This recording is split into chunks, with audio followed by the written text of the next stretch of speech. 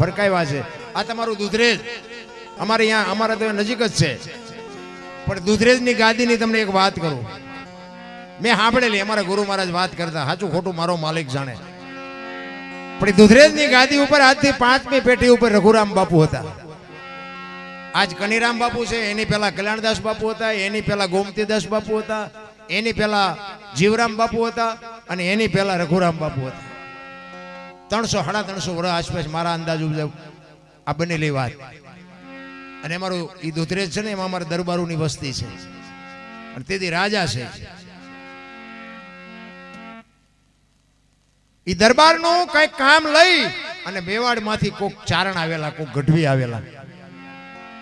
એ વખતે તો બાપુ માલધારીનો દીકરો હોય, ચારણનો દીકરો હોય, દરબારોના કાર્ય કરતા, દીકરીઓને તેડવા જવાનું હોય, હકપણ કરવાનું હોય, લેવા મૂકવા બાપુ તેથી. કારણ કે હું તો માલધારી સમાજને તો હું તો હજી કહું છું, ચેલેન્જ મારું છું કે અમારા રજવાડા હતા ને, તેથી બીજા સમાજને બાપુ ઉઘાડા માથે ન જવાય, જોડા પહેરીને ન જવાય, ભેટ બાંધ્યા વગર ન જવાય. અને બાપુ રબારીનો દીકરો હોય ને, રહોડા સુધી એમના માયલો જાય ને કોઈ રોકે નહીં બાપુ. આટલી બાપુ દરબારું હારી એને મેળ હતો. અને હું ઈ કહું છું કે આ ઘટ્યું કેમ આજ વિશ્વાસ નથી કોઈ કરતું? વિચારવા જેવી વાત છે. રહોડા સુધી એને બાપુ કોઈ ન રોકે. અમારા બૈરા હારે અહીંયા વાતું ચીતું કરતો હોય, દૂધના બોઘાણા દેવા જતો હોય, ગમે કઈ લેવા જતો હોય, એને કોઈ રોકે નહીં. અને બીજા બાપુ એમ ન જઈ શકે. આટલો નાતો હતો. ઈ ચારણ કઈક કામ લઈ, દરબારનું કઈક કામ લઈને આવેલા. ઈ નીચે નીચે રાખજો ભાઈ, આ નાસ્તો નીચે નીચે આપજો, ઉપર નો લાવજો. ઈ દરબારનું કઈક કામ લઈ અને ચારણ રાજસ્થાન માંથી આવેલા. અને બે દી દરબાર ને 2-3 દી રોકાણા, ડાયરા કર્યા, કહું બાના ને તેન બધું. અને પછી ચારણે રજા માંગી કે બાપુ હવે હું જાઉં. એટલે બધા દરબારો ડાયરો ભેગો થઈને કે ચારણ ગમે એમ તો આપણે અહીંયા મહેમાન થયા છે, આપણું કામ કરવા આવ્યા છે, એટલે આપણે કંઈક એને દક્ષિણા દેવી પડે, આપણે કંઈક વિવેક કરવો પડે. એ બધા દરબારોએ થોડા ભેગા કરી અને 2000 રૂપિયા, બાપુ તેદીના 2000 એટલે આજના 2 કરોડ કહેવાય. 2000 રૂપિયાની શીખ કરી અને બાપુ ગઢવી તમે જોવો ને તો એની કહું ફાટે, વાહ દરબારો, મને આજ 2000 રૂપિયા બાપુ શીખ કરી. પણ એને ત્યાંથી નીકળે અને એને વાત યાદ આવી કે અહીંયા એક આ દુધરેજ ગામ છે કે ઓલી વડવાળાની કઈક જગ્યા નાની એવી છે, કઈક ડેરી છે, કઈક ઝૂંપડી છે. એ કે અહીંયા દરબારોએ કીધું કે હા, તો કે મારે એના દર્શન કરવા જવું છે. અને એ વડવાળાની ઝૂંપડી હતી ને, ત્યાં એક છોકરો કોક મૂકવા ગયો કે હાલો હું તમને દેખાડું. એ વડવાળાની જ્યાં જગ્યા હતી ત્યાં રઘુરામ બાપુ બેઠા છે, અને અહીંયા આવ્યા અને રામ કર્યા, આડાવાળા આટા મારીને બેઠા. અને બાપુ પૂછે છે ચારણ, ક્યાંથી આવ્યા? એ કે બાપુ રાજસ્થાન માંથી આવ્યો. કેવા છો? એ કે હું બાપુ ગઢવી છું, ચારણ છું. હા, કઈ બાજુ ગયા હતા? એ કે બાપુ આ સુધી જ આવ્યો હતો, આ દરબારોનું એક કામ હતું ને, કામ લઈને આવ્યો હતો, અને 2 દી રોકાણો. હવે દરબારોએ મને શીખ આપી એટલે હવે હું જાઉં છું. દરબારોએ શીખ આપી? તો કે હા. કેટલા આપ્યા? અરે બાપુ તમારા ગામના દરબારની શું વાત કરી, 2000 રૂપિયા મને આપ્યા. એ કે એમ? હા, સારું કહેવાય.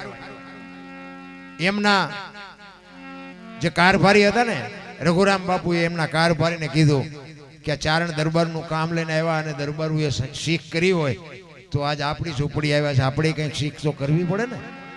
એ કે જાઓ તો માલિકો પૈસા પડ્યા, એમાંથી 2000 રૂપિયા લેતા હો. અને 2000 રૂપિયા લેતા હોય એમ કીધું ને, ચારણની આંખું ફાટી રહી. આ તો ગમે એમ તો દરબારું તો આપે, એ તો રાજા છે, ગામધણી છે. આ એક નાની એવી ઝૂંપડીનો સાધુ ઈ મને 2000 આપશે? અને 2000 રૂપિયા લઈને બાપુ આવ્યા અને રઘુરામ બાપુને આપ્યા. રઘુરામ બાપુએ કીધું કે બાપુ આ વડવાળાની પ્રસાદી છે, લઈ જાઓ.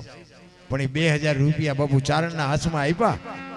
અને ચારણને બાપુ કહું મડી તૂટવા હો ને, એ તો બાપુ શું, એ પછી ચારણ બાપુ બાકી રાખે? ચારણ પછી કહે છે કે રાજા જોયા ઘણા પણ રાખ, ફકીર તું ફાકડો. રઘુરામ આડો વાળ્યો આંખ બાળા બાપ, આમને મને આપ્યા. એ તો એક ગામ ધણી હતા, પણ તું તો એક નાની એવી ઝૂંપડીનો ફકીર છો. તું તો એક નાની એવી ઝૂંપડીનો સાધુ છો, તે મારા 2000 રૂપિયા આપ્યા, મારે તારા શું વખાણ કરવા? ઈ બાપુ દુધરેજની ગાદી. અરે બાપુ શું મહાપુરુષોએ વાવટા ફરકે. તમને એક બીજો દાખલો આપું, તમારા રબારી સમાજનો. ઇન્દ્રાણા ગામ છે, તાલુકો કેશોદ અને જિલ્લો જુનાગઢ. કોક દીક જાવ તો જાજો. હું અહીંયા જઈ આવ્યો, એનો દર્શન મેં કર્યા. ગામ ઇન્દ્રાણા, તાલુકો કેશોદ અને જિલ્લો જુનાગઢ. ઈ ત્રમટા હાકનો રબારી અમરા હતા જેનું નામ. અને રામદેવજીના મંદિર બનાવવા માટે બાપુ એવી બાપુ ટેક લઈને બેઠેલો. અને રામદેવજી બાપાનું મંદિર આજે અડીખમ ઊભું છે.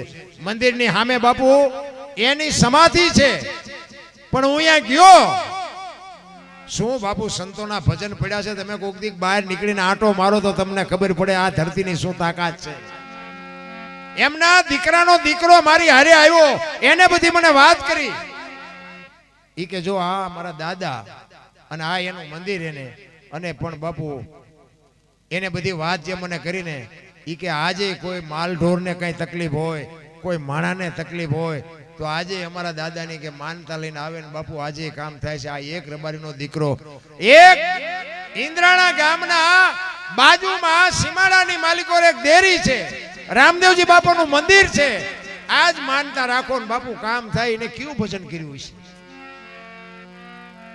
એમના દીકરાના દીકરાએ કીધું મને કે બાપુ તમે ક્યાંક પ્રોગ્રામમાં જાઓ ને તો એક મારે તમને એક વાત કરવી છે કે થોડીક ભલામણ કરજો. કે મેં કીધું શું? ઈ કે આ વગડામાં છે ને એટલે અહીંથી બધા માનતા કે દર્શન કરીને વિયા જાય છે, કોઈને ખબર નથી કે એમનું કુટુંબ અહીં રહે છે. એટલે તમે જરાક એક જાહેર કરી દેજો કે એનું કુટુંબ અહીં રહે છે, કોઈ રોટલા ખાધા વગરના ન જાય. બાપુ એના દીકરાએ મને ભલામણ કરી. આ મારા દાદા જેવું અમે નહીં કરીએ કે, પણ એ કે મારા દાદાના નામથી જો આટલું કામ થતું હોય તમે બટકું રોટલો તો ખવડાવી શકી ને. મને કે તમે આ મીડિયાના માધ્યમથી તમારા વિડીયા બધા જોતા હોય, એમાં કદાચ કોક ઈ બાજુ માનતા કરવા આવે તો તમે આ વિડીયામાં બોલ્યા હોય તો કે એટલી ખબર પડે કે અમરા આતાનું કુટુંબ ગામમાં રહે છે અને રોટલા ખાતા વગરના જાય નહીં. બાપુ હજી આજે એની ત્રીજી પેઢીને બાપુ આ ભાવના છે. હું એટલા માટે કહું છું બાપુ રબારી જેવડો રોટલો ક્યાંય નથી. અને આ રોટલો જે કરે ને એ બાપુ રૂપિયા ન કરે. રોટલાની વાત બાપુ બહુ મોટી છે. એ ઇન્દ્રાણા ગામ છે ને એ કેશોદ તાલુકો જુનાગઢ જિલ્લાનું ગામ. પણ હું તો અહીંયા ગયો ને પછી અમને એના ઘરે લઈ ગયા, અમને રોટલા ખવડાવ્યા. મારે બાજુના ગામમાં પ્રોગ્રામ હતો અને એને ખબર પડી ને મને બાપુ અહીંયા લઈ ગયો. મને કે તમે અમારા દાદાને એક દર્શન તો કરો. પણ બાપુ તમારું હૈયું ઠરી જાય બાપુ. એવો મહાપુરુષ અહીંયા એવી સમાધિ બાપુ લે. અને રામદેવજી બાપાના આજ બાપુ અહીંયા અખંડ બાપુ આરતી ઉતરે છે. તમે કોક દીક જાઓ તો તમે જોજો, તમને ખબર પડે. એટલે મને ને તમને હું તો એમ કહું કે આપણી કચ્છ કાઠિયાવાડ ને સૌરાષ્ટ્રની ધરતીમાં 10 કિલોમીટર નો હાલો હરિહરની હાકલવું પડે. ધર્મના વાવટા ફરકે હજારો માણા બાપુ મફત રોટલા ખાય છે. આપણે કોઈને ખવડાવવા દેવા ખવડાવવા રાજી નથી. આપણે જો અત્યારે લગનગારો છે ને એ લગનમાં કંકોત્રી બધાને આવે. હું તમને એક અનુભવ કરાવું, બધાને ખબર છે પણ આવું તમને તાજું કરાવું કે લગનની કંકોત્રી આવે ને એ લગનની કંકોત્રીમાં છેલ્લી લીટીમાં લખ્યું હોય, તમે બધાએ વાંચ્યું છે, ફલાણા ભાઈ દીકરો ને ફલાણા ભાઈ દીકરી ને ફલાણા ગામના મારા વેવાય અને આ જગ્યાએ લગ્ન પ્રસંગનું આયોજન કર્યું છે. તમે નવ દંપતીને આશીર્વાદ દેવા માટે પધારજો. આશીર્વાદનું લખ્યું હોય છેલ્લી લીટીમાં કે નવ દંપતીને આશીર્વાદ દેવા માટે સહકુટુંબ પધારજો એવું લખ્યું હોય. કોઈ આશીર્વાદ દીધા? લગ્નમાં બધા જાતા જશું, આશીર્વાદ આપ્યા કોઈ? આ તો અહીંયા જાય ને કે પંઠો ચીનપા પંઠા હાટું દાંટા મારો ખાવાનું જ ગોતે. ખબર જ નથી આનો વેવાય ક્યાં, આને ક્યાં ગામ હકપણ કર્યું છે, દીકરા ક્યાં દીકરાના લગ્ન છે, કઈ દીકરી લગ્ન કોઈ પૂછતું જ નથી. એ કે જમણવાર ચીનપા અને કંકોત્રી ખોલીને બાપુ આવડું આ એક જ જોવે ભોજન સમારંભ કઈ તારીખે કેટલા વાગ્યે છે, બાકી કોઈ કઈ જોતું જ નથી.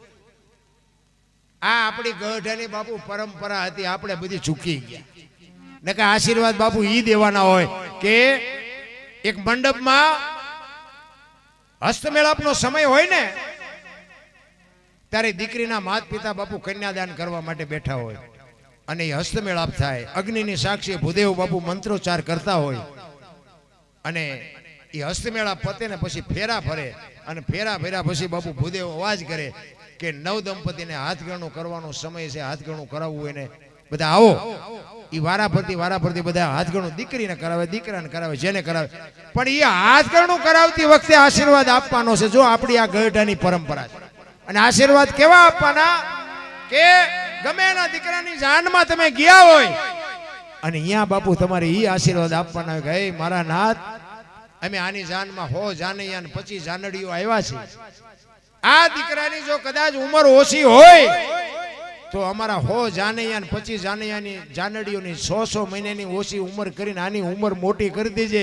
આના લગ્નમાં ભલે લઈ આવ્યો પણ આની કારણે અમને ન આવવા દે. તો મારા બાપ આ આશીર્વાદ દેવાના છે. કોઈ દેતું જ નથી. અને પાછા પાડું મરે એટલું ખાઈને પછી બહાર નીકળ્યા પછી એમ કે ખાવાનું સારું નહોતું, પાગરણ સારું નહોતું, ઉતારો સારો નહોતો. તારા જોડા તો જો 1.5 રાત રહેવા થીગડા દીધા. રિયો કોકનું આવું છે ને. કારણ કે બાપુ એ તો ઘરે જયારે ઘોડા આવે ને ત્યાં ખબર પડે. રામ મહાપુરુષોએ બાપુ તમને મને ખૂબ શાન કરી છે. હું તો કહું છું કે માણા બની જાઓ. માણા જ બનવાની જરૂર છે. ને કે મેં હમણાં કીધું જાનવર પૂજાય છે ને આપણને ભલામણ કોઈ સારું સારા